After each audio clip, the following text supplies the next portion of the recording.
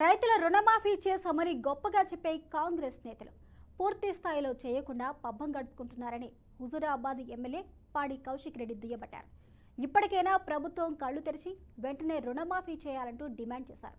ముఖ్యమంత్రి రేవంత్ రెడ్డి ఏకకాలంలో రుణమాఫీ చేస్తారని చెప్పి రైతులను మోసం చేశారని మండిపడ్డారు.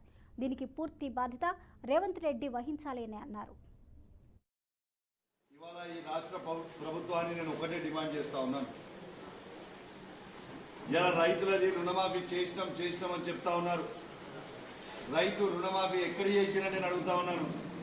నా హుజూరాబాద్ నియోజకవర్గంలో దాదాపు ఇంకా 60% మంది రైతులకి ఇంకా రైతు రుణమాఫీ కాకపోవడం చాలా బాధాకరం అని చెప్పి సందర్భంగా తెలియజేస్తా ఉన్నాను. నేను ఈ ప్రభుత్వాన్ని డిమాండ్ చేస్తా ఉన్నాను. వెంటనే రైతులకు అందరికీ కూడా రైతు రుణమాఫీ చేయాలని నేను డిమాండ్ చేస్తా ఉన్నాను.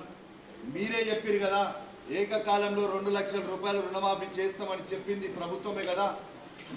ఈ మీ మాటలు విని, మీ మోసపోయిన మాటలు విని ప్రజలు ఓటేసి మిమ్మల్ని ఆ 1.8% ఏవైతే ఎక్కువ ఓట్లు పడ్డాయో ఈ మోసపోయిన మాటలతోనే కదా అని చెప్పి నేను అడుగుతా ఉన్నాను.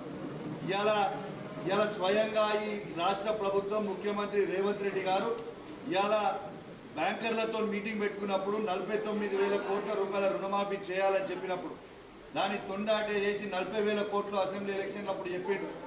తర్వాత పార్లమెంట్ ఎలక్షన్లు వచ్చేవరకు 31,000 కోట్లు అని చెప్పిండ్రు. ఇలా బడ్జెట్లో పెట్టేవరకు 26,000 కోట్లని పెట్టిండ్రు.